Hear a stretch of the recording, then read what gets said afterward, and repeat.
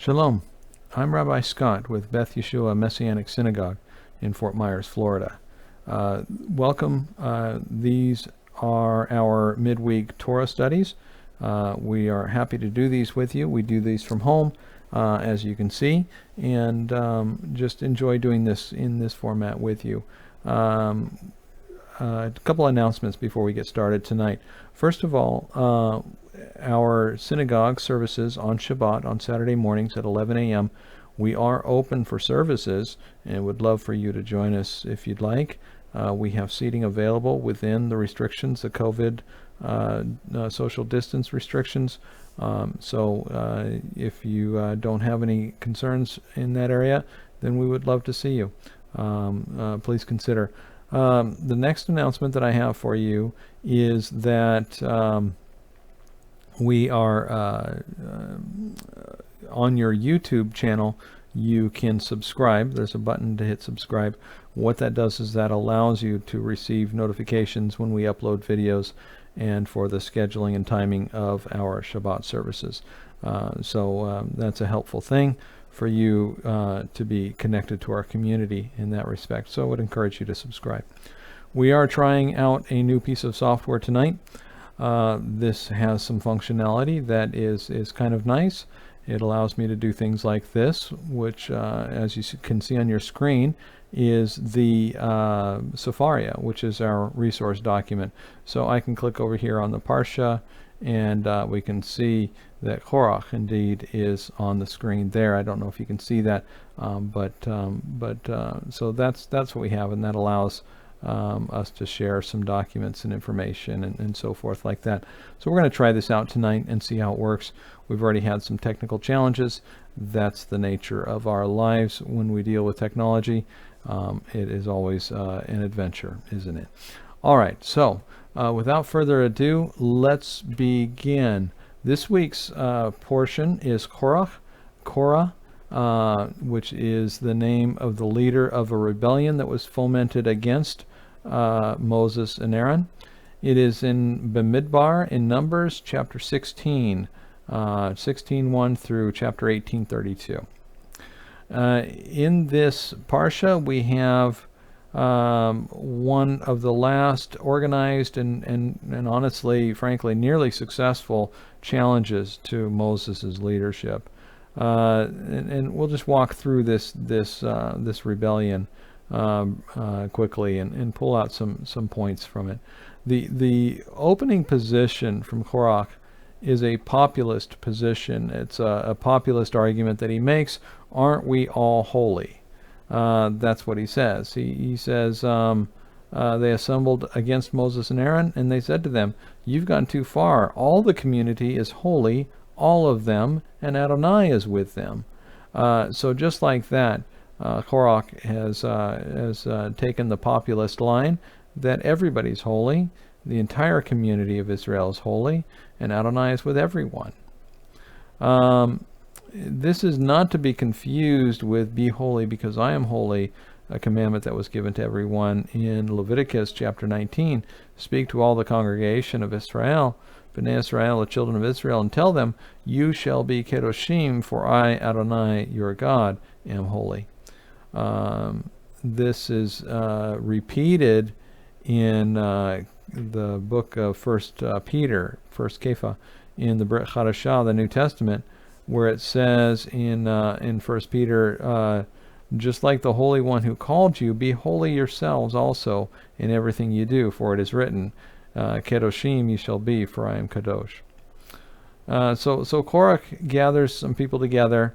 He gets about 250 rallied around his position, and he comes and he starts with this populist line, saying all the community is holy, all of them, and Adonai is with them. Moses declared in response that Adonai will determine who is holy. And Moses calls out Korach and says it's not just Moses and Aaron who were singled out of all the entire people of Israel. Also the sons of Levi were appointed to the special work, performing the duties of the tabernacle, the Mishkan, the duties of Adonai's dwelling place. So Moses then summons for the two sons of Eliab. They refused to come at the summons of Moses. The two sons of Eliab were Dathan and Abiram.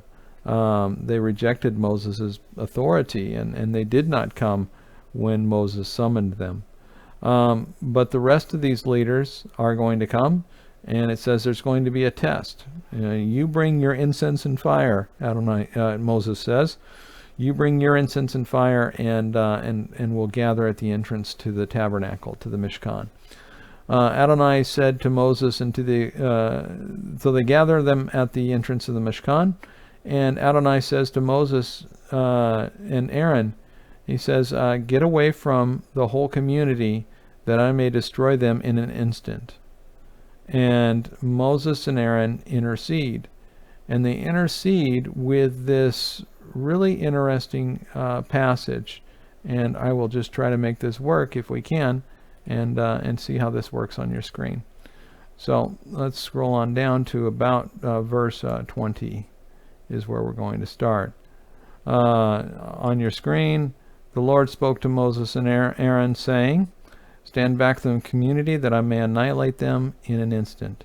But they, that is Moses and Aaron, fell on their faces and said, O God, source of the breath of all flesh, when one man sins, will you be wrathful with the whole community?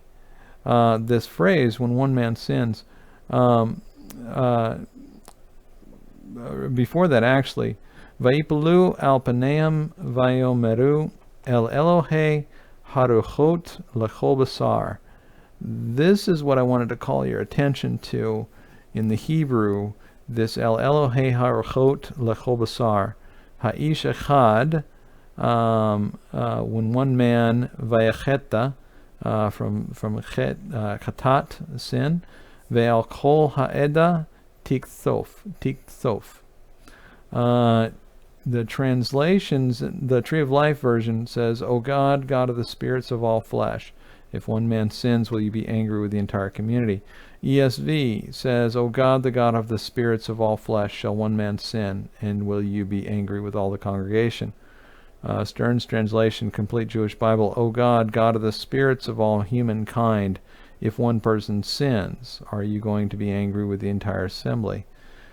Again, the point that I want to draw your attention here is in this statement that's translated, the spirits of all flesh.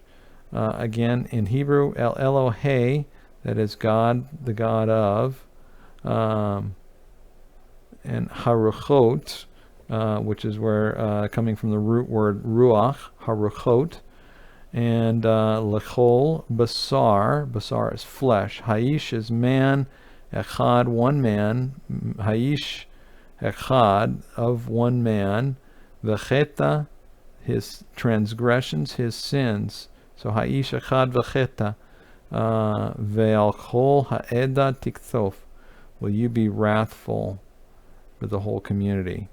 Ve'al Kol Ha'eda Tikthof. My reading of it, there's two words there that really struck me when I was reading through this, and that is the Haruchot L'Kol Basar, the Ruach and the Basar. And we have this God, the God of, El Elohe, and then the Haruchot L'Kol Basar. Let me pull that up again for you so you can see that on your screen, and perhaps follow along with me. And I think that the translation here used by Sepharia is actually pretty good, because it says, O God, source of the breath of all flesh, source. So it's El is the O God, and then source is El Elohe. I might translate it, I might say it would be a little better rendered if it would, my opinion would be that O God, creator of the breath of all flesh, El Elohe, God the creator. The breath of all flesh is here. This Haruchot is what we see here. Haruchot, and L'Chol Basar is what we see here. So this is what I'm thinking about this. In my reading of it, El Elohe, God, the creator of all the creator of the breath of all flesh. Here's how I would say it. If Korach and his people were holy, how would their holiness be expressed? What would they do that would express holiness? If everybody's holy, then what does holiness look like? Is my arm holy? Is my leg holy? Let me ask the question this way: is there an unregenerate holiness, or is there a holiness that is apparent in spite of a person's position with Adonai? Is there a holiness that's apparent in spite of a person's position in salvation? In a sense, all humankind are holy. The answer to the question is yes. There is a holiness that is separate from an intimate relationship with Adonai or a relationship with the salvation of Yeshua. In a sense, all humankind are holy. In this, we're different than animals. In what ways are we different than animals? We intercede on the behalf of others. We look out for the little guy. We defend the orphan. We take up the widow, the cause of the exploited. Isn't every moral outrage in society a product of our defense of the little guy, our advocacy of those who do not have advocates? This is a kind of holiness. This is a kind of spirituality, if you will. Why would I call it a spirituality? Because as I see it, it's an imitation of the spiritual reality of Adonai. All compassion, all love, all kindness, all chesed is wound up in Adonai. And so we have this, that anytime we exhibit chesed, anytime we exhibit compassion or kindness, we are doing it in imitation of Adonai. We are created in His image. It isn't just that human beings are created in the image of Adonai. It's that human beings are created in the image of Adonai, and they function in the image of Adonai. Such that even those who are in rebellion, even those who are in opposition to Adonai, still have a spirituality. They still have a holiness. They still have chesed. They still have spiritual, godly attributes that are demonstrated from time to time. And so I would answer the question, yes, there is an unregenerate holiness. And in that sense, Korach has a point. Everyone's holy. And yet it's a holiness that is untethered and unbound to the covenant. Remember, the covenant is a bound covenant. The covenant is bound. It is the Akedah, the binding of Isaac, the binding of the covenant. Those who demonstrate the attributes of Adonai do so outside of the covenant. They do so, those who are outside of the covenant, they do that outside of the covenant. And those who are not in a relationship with Adonai but are still kind are doing so outside of the bounds of and the parameters of the covenant. Not everyone who is acting in a place of spirituality and everyone who is acting in a place of kindness or chesed or compassion is doing that out of rebellion or opposition to Adonai. Some are doing it for very noble purposes, and we have to acknowledge that. But even those who are ignorant and weak-minded, who follow after populist teachings, one of the deceptions of populism is when it is used as a means to gain a following, that the fomenter of rebellion or the person who is a power broker seldom really wants populist leadership. Rebellion is one of the methods used to gain control of society. Populism is a means to increase the number of people on your side, using popular arguments or popular opinions. In response to all this, this is what Moses and Aaron say. In response to Adonai, this is what Moses and Aaron say. They intercede with these words: O God, creator, the ruchot, haruchot, lechol basar, the breath of all flesh. And this is my take on it, that they are reminding Adonai of his creation of the people in his image.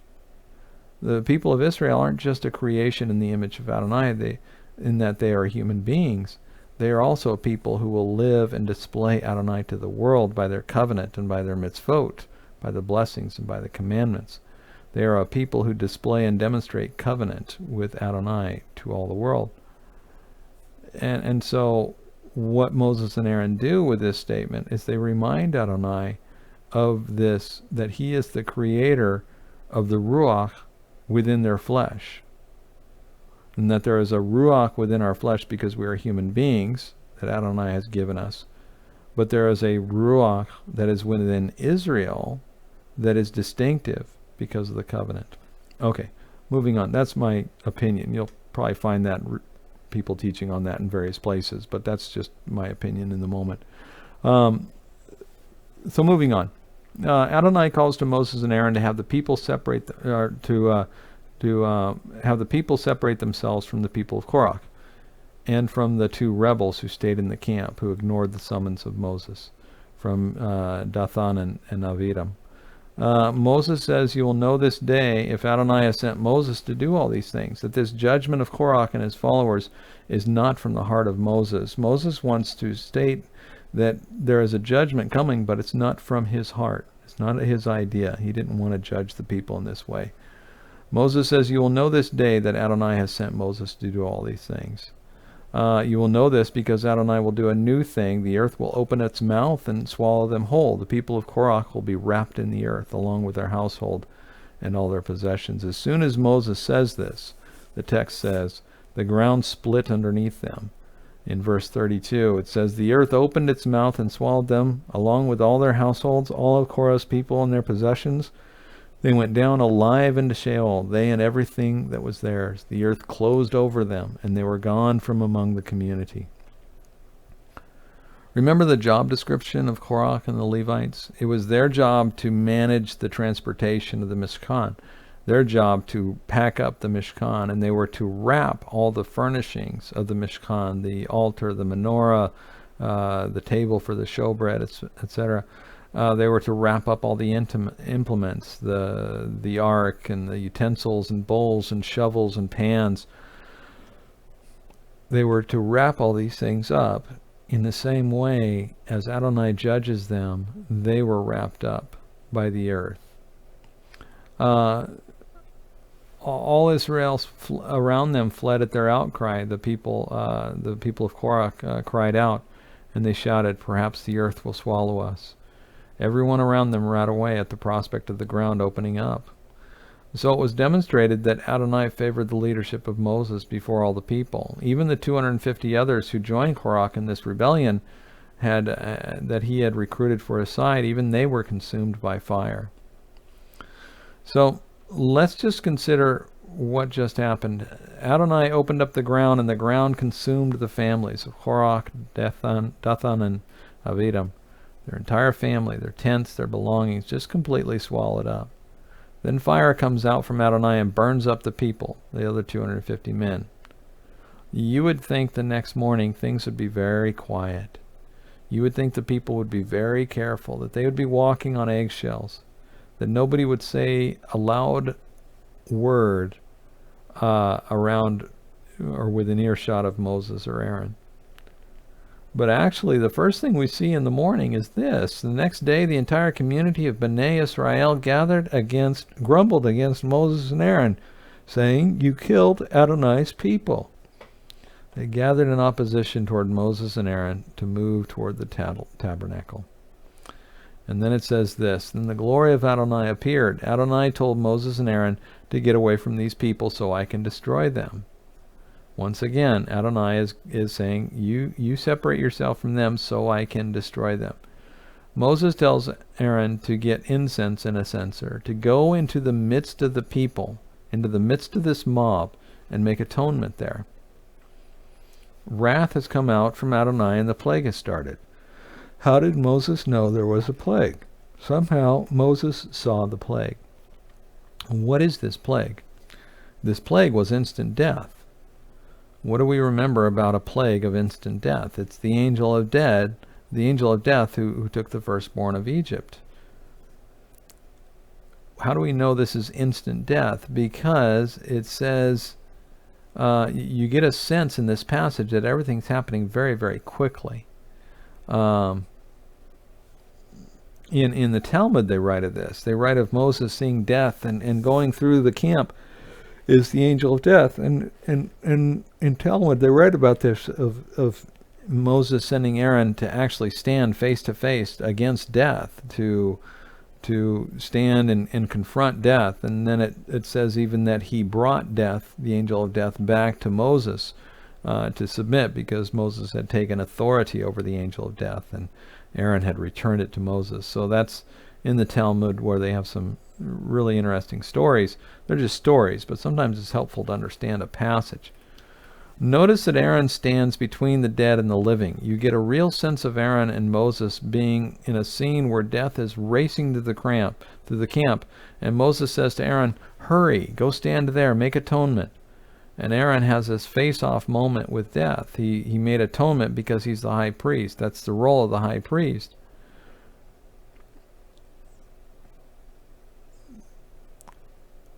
Very specifically,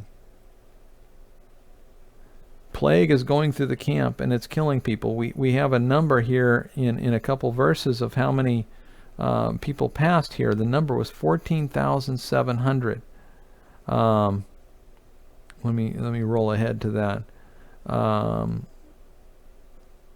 next day the whole Israelite community railed against Moses and Aaron, saying, "You two have brought death upon the Lord's people." They gathered against them and turned toward the tent of meeting. When Moses and Aaron reached the tent of meeting, the Lord spoke to Moses, said, "Remove yourselves from the community. Wrath has gone," and Moses says to Aaron, "Take the fire pan, put on it fire from the altar, add incense, and take it quickly to the community, and make atonement, make expiation for them. For wrath has gone forth from Adonai, the plague has begun." And so he did this, and then in verse 13, he stood between the dead and the living until the plague was checked. And then those who died from the plague came to 14,700, in addition to those who died on account of Korah. All right, so this is what we have. We have a literal plague, the death of these people that Adonai is judging and prepared to annihilate all of them. And we have this hurry, quick, go quickly. And Aaron actually stands on the edge, like on the fire line, like if you had a wildfire going through the people, and Aaron actually stands right there and puts a stop to this plague. Okay, moving on. Next we have the episode of Aaron's rod, comparing his rod with the other rods of the leaders of the 12 tribes. Like a scene out of a movie or something, his loyalty is tested and proven. Aaron is proven to be the one with the anointing and the power of Adonai. All the others are not of Adonai, because Aaron's staff budded and sprouted flowers and brought forth almonds, fruit, in one night. And then after this episode of the staff, we have this little statement here, and I'll turn over to this for you. They did the thing of the staffs, and Moses brought out all the staffs before the Lord to all the Israelites, and Aaron's staff was put back before the covenant in the ark as a lesson to rebels in the future. Moses did this just as the Lord commanded him. And then we have this in verse 27. The Israelites said to Moses, "Lo, we perish, we are lost. All of us are lost." In the next line, everyone who so much ventures before Adonai will perish, it says.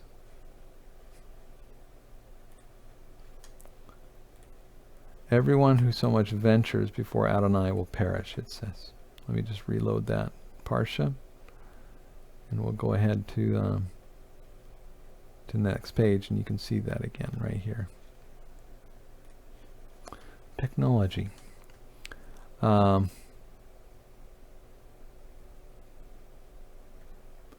the way down. The Israelites said to Moses, "Lo, we perish, we are lost, all of us lost. Everyone who so much as ventures near the Lord will perish." So,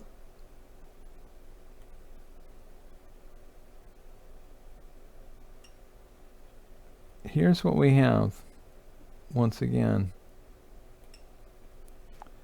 is these people of Adonai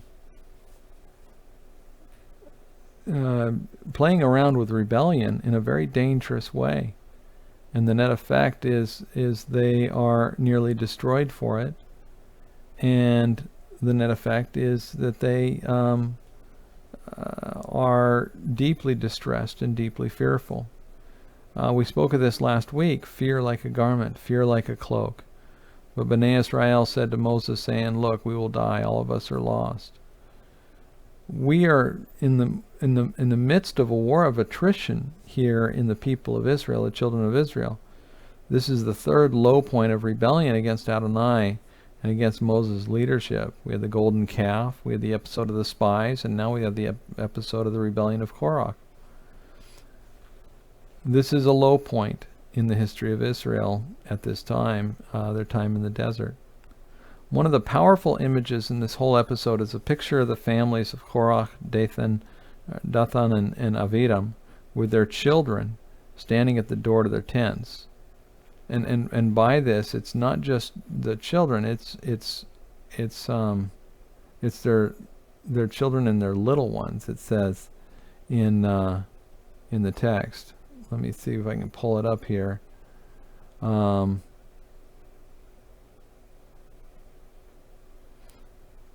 they stand back.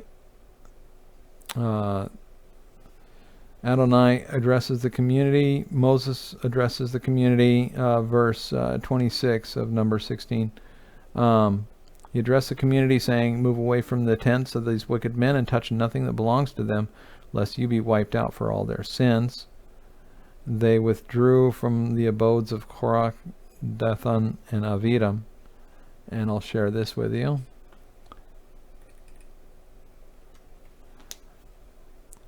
Now Dathan and Aviram had come out, and they stood at the entrance of their tents with their wives, their children, and their little ones.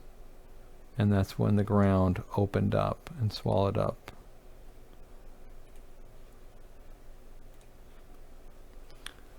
In light of this, just this graphic scene, this horrific scene of the entire family consumed by the greed and the rebellion of their fathers. In light of this, consider, we have the people of Korach now who are going to forever be remembered for this rebellion. They were remembered throughout the history of Israel. They're named. We have their names, and this is what we have. In light of this, consider Psalm 42. In Psalm 42, and I'll pull it up here. Psalm 42.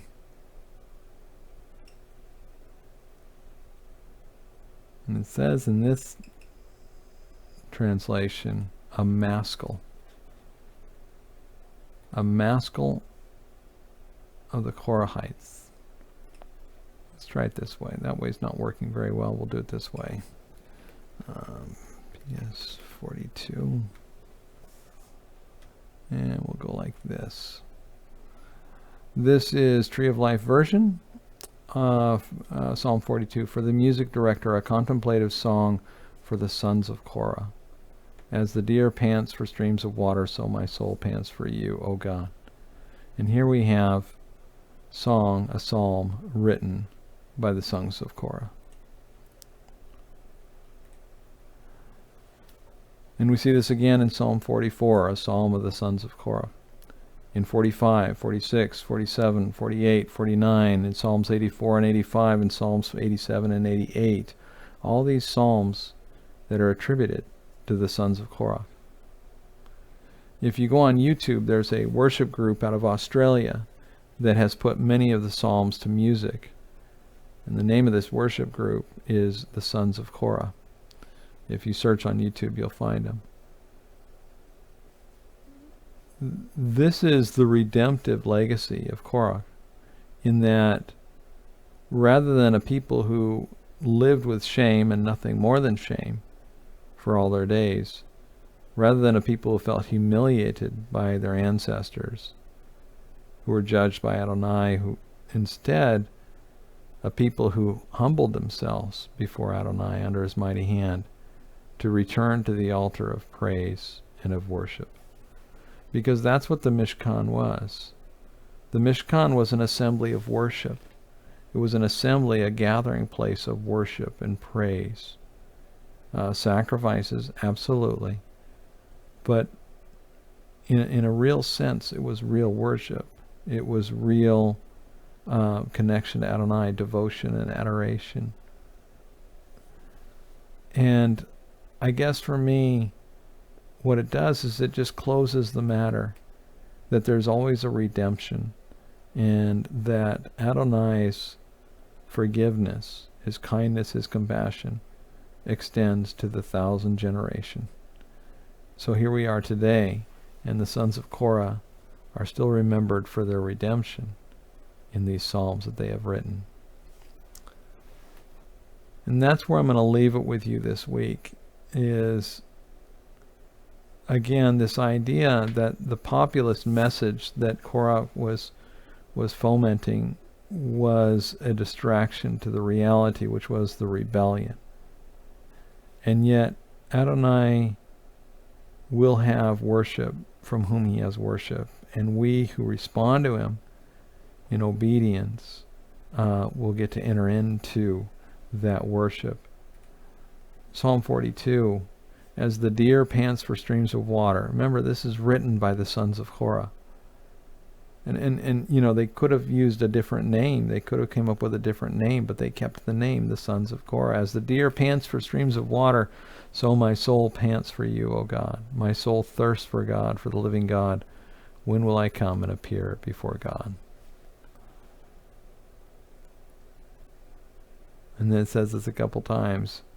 Verse 6, why are you downcast, O my soul? Why are you murmuring, grumbling, complaining? Why are you murmuring within me? Hope in God, for I will yet praise him for the salvation of his presence. And then again, verse 12, why are you downcast, O my soul? Why are you murmuring within me? Hope in God, for I will yet praise him, the salvation of my countenance and my God. And that is the conclusion of the Korach rebellion, is redemption. And redemption coming because the person is just longing for Adonai the way a deer longs for the water. So thank you for joining me tonight. If you have any questions on this, please give me your questions in the comments. Or if you want to discuss anything or dialogue on anything, would love to hear from you. I'll look forward to next time. You're welcome to join us for Shabbat services at Beth Yeshua. Would look forward to seeing you there as well. So I'll pray that Adonai gives you a good week, a week of peace, and may gladness reign and joy increase in all of your life. Blessings and shalom, shalom.